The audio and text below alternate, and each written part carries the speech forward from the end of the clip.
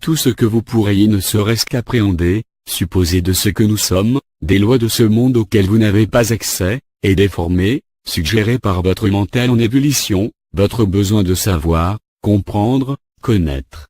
Alors dites-vous simplement ceci: un enfant de 4 ans est plus proche que vous ne l'êtes de la réalité du monde spirituel que vous prétendez connaître.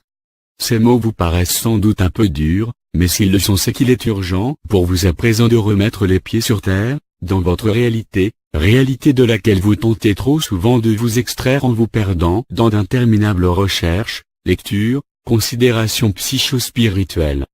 Car sachez que nous ne pouvons rien pour ceux qui choisissent de se perdre dans le labyrinthe de leur bigoterie égotique, leurs choix sont tout aussi sacrés et respectables que les autres.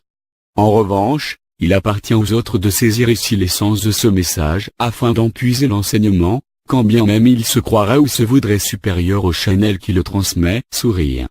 Mais qu'importe, si tel devait être le cas, sachez qu'elle n'est nullement offensée, qu'elle connaît la nature humaine et lit au fond des cœurs bien mieux que beaucoup d'entre vous ne pourraient l'imaginer alors qu'ils s'imaginent encore pouvoir la leur faire sur leurs véritables sentiments. Clin d'œil.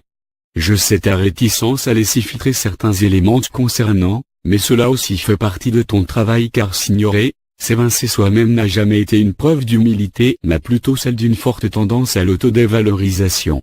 Cette parenthèse étant refermée, sachez qu'il est temps pour vous, humains en processus d'éveil, poussière d'étoiles, artisans de lumière, de définitivement abandonner vos vieux schémas de pensée pour revêtir votre manteau divin et qu'il vous appartient à vous seul, de discerner ce qui ne fait que briller de ce qui illumine vos cœurs, éclaire vos pas.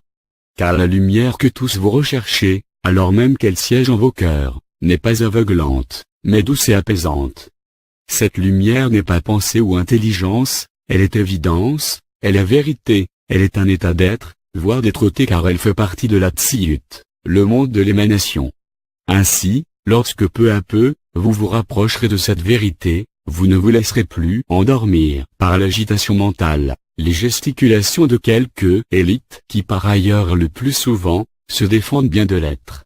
Ainsi, peu à peu vous deviendrez autonome, vos propres guides par l'intercession de votre présence dont vous ignorez tant de choses, notamment sa puissance et sa grandeur. Ainsi également, vous comprendrez que nul ne peut être plus ou meilleur que son frère, car tous, comme toute chose dans l'univers, vous composez la grande chaîne reliant la monade à son créateur en passant par tous ses stades d'évolution. Si l'un des maillons disparaît, alors c'est la chaîne qui est brisée. Comprenez-vous cela, chers âmes?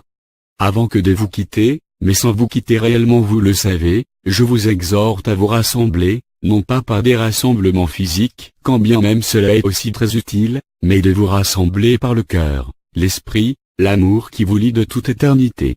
Les événements que vous commencez à peine à traverser vont s'intensifier, prendre des proportions et des allures tout à fait inattendues, d'autres viendront s'ajouter et vous aurez besoin les uns des autres pour maintenir vos vibrations, rester dans de bonnes énergies.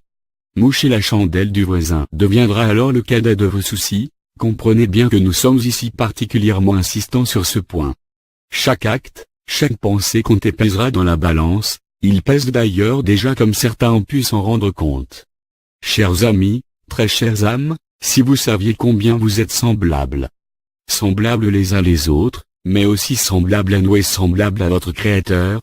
Le monde sera transformé lorsque le jour viendra où vous en aurez enfin pris conscience.